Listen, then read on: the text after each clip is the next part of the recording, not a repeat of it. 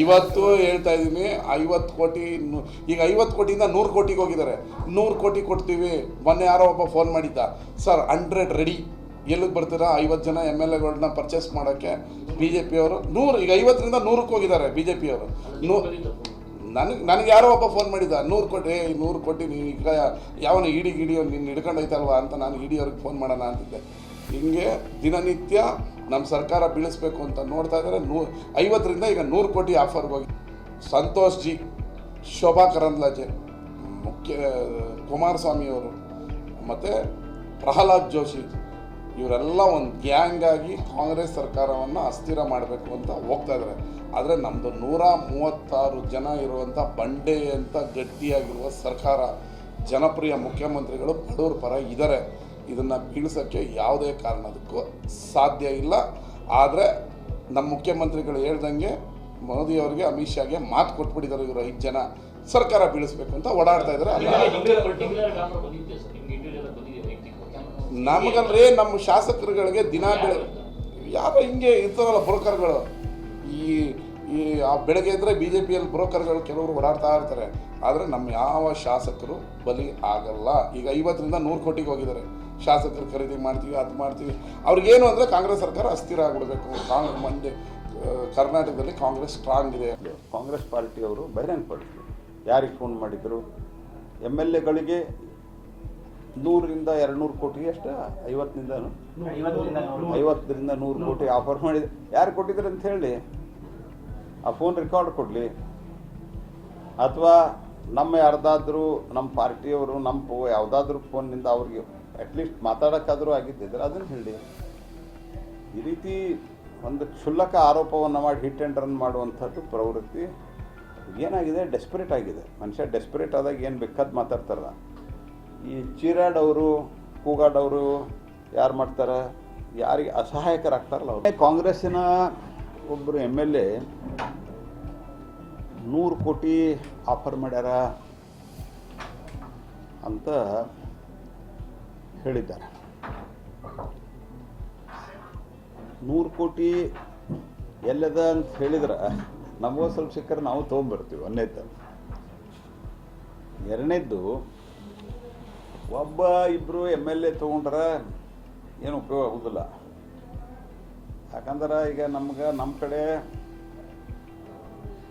60, 64, 66 MLA ಇದ್ದಾರೆ. ಅದರ ಒಂದಿಬ್ಬರು ಪಕ್ಷ ದ್ರೋಹ ಮಾಡಿ ಹೋಗಿದ್ದಾರೆ. 64 MLA ಅಂದ್ರೆ ಕನಿಷ್ಠ ಇನ್ನು 64 MLA ಬೇಕು. 64 ಇಂಟು 100 ಅಂತಂದ್ರೆ ಎಷ್ಟು ಸಾವಿರ ಕೋಟಿ ಆಯ್ತು? 6,600 ಕೋಟಿ ರೂಪಾಯಿ ಆಯ್ತು. ಇದೊಂದು ಬಾಲಿಶತನಕ್ಕೆ ಒಂದು ಮಿತಿ ಇರಬೇಕು. That should be ಚೈಲ್ಡಿಶ್ನೆಸ್. It is just A ಚೈಲ್ಡಿಶ್ನೆಸ್. ಹಾಗಾಗಿ ಈ ಡೈವರ್ಟ್ ಮಾಡಲಿಕ್ಕೆ ಯಾರೇ ನಡು ಈ ಥರ ಚೈಲ್ಡಿಶರವನ್ನು ಬಿಟ್ಟು ಕಾಂಗ್ರೆಸ್ ಪಾರ್ಟಿಯವರು ಆರೋಪ ಮಾಡ್ತಾ ಇದ್ದಾರೆ ಅಷ್ಟೇ. ಎರಡನೇದಾಗಿ ನಾನು ಬಾರಿ ಸ್ಪಷ್ಟಪಡಿಸಿನಿ, ಈ ಸರ್ಕಾರ 5 ವರ್ಷ ಜನಾದೇಶ ಕೊಟ್ಟಿದ್ದಾರೆ. ನಾನು ನಮ್ಮ ಪಾರ್ಟಿ ಫೋರಮ್ದಲ್ಲಿಯೂ ಹೇಳಿದ್ದೀನಿ, ಯಾವ ಕಾರಣಕ್ಕೂ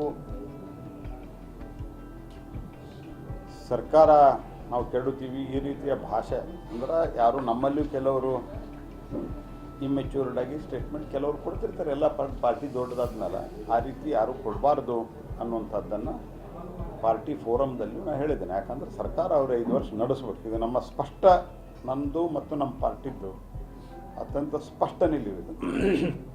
they should run the government 5 years. ಅವರು ಬಡದಾಡಿ ಕೊಡ್ತಾ ಇದ್ದಾರೆ. DK ಶಿವಕುಮಾರ್ ಅವರು ಮತ್ತು ಸಿದ್ದರಾಮಯ್ಯನವರು ಅವ್ರ ಗ್ರೂಪು ಇವ್ರ ಗ್ರೂಪು ಮೊದಲಿಂದನೂ ಬಡದಾಡ್ತಾ ಇದೆ. ಅದು ಅವ್ರು ಬಿಟ್ಟಿದ್ದದು. ಬಟ್ ನಮ್ಮ ನಿಲುವು ಅತ್ಯಂತ ಸ್ಪಷ್ಟದ. ಯಾವುದೇ ಕಾರಣಕ್ಕೆ ಅವ್ರಿಗೆ ನಿರ್ಣಾಯಕ ಬಹುಮತವನ್ನು ಕೊಟ್ಟಿದ್ದಾರೆ. ಎಲಿಮೆಂಟ್ಸ್ ಕಡೆಯಿಂದ ಈ ರೀತಿ ಸ್ಟೇಟ್ಮೆಂಟ್ಗಳನ್ನು ಕೊಡಿಸ್ತಾರೆ. ಮತ್ತು ನಾ MLA ಅವ್ರಿಗೂ ಭಾಳ, ಯಾಕಂದ್ರೆ ಅವರು ಎಷ್ಟನೇ ಬಾರಿ MLA ಇದೆಲ್ಲ ನನಗೂ ಗೊತ್ತಿಲ್ಲ. ನಾನು ನೀವು ಕೇಳಿದ್ನೆಲ್ಲ ನೆನಪಾಗಿದ್ದದು.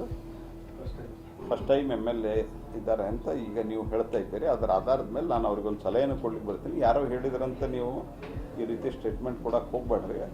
ಮತ್ತು ಇದನ್ನು ಮುಂದುವರಿಸಿದರೆ ನಾನು ನಿಮ್ಮ ಮೇಲೆ ಮಾನಹಾನಿ ಕೇಸು ಹಾಕ್ತೇನೆ. ಯಾಕಂದರೆ ಇದರಲ್ಲಿ ನಾವು ರಾಜಕೀಯವಾಗಿ ಏನು ಹೋರಾಟ ಮಾಡ್ತಾ ಇದ್ದೀವಿ, ನಮ್ಮ ಪಾರ್ಟಿ ಆಯ್ತು, ಸ್ಪೆಷಲಿ ನಾನು in particularly I am very particular.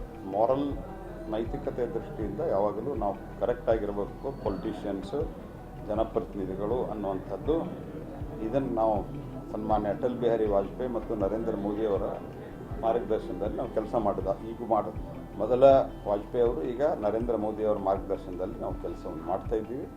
ಈ ರೀತಿ ಕ್ಷುಲ್ಲಕ ಆರೋಪಗಳನ್ನು ಮಾಡಬಾರ್ದು ಮತ್ತು ಈ ರೀತಿ ಫ್ರಿಂಜ್ ಎಲಿಮೆಂಟ್ಸ್ಗಳನ್ನು ಬಿಟ್ಟು ಕಾಂಗ್ರೆಸ್ ಪಾರ್ಟಿ ನಿಮ್ಮನ್ನು ಬಲಿಪಶು ಮಾಡ್ತದೆ. ಅದಕ್ಕೆ ಅವರಿಗೆ ನಾನು ಸ್ಪಷ್ಟ ಎಚ್ಚರಿಕೆ ಕೊಡ್ತೀನಿ.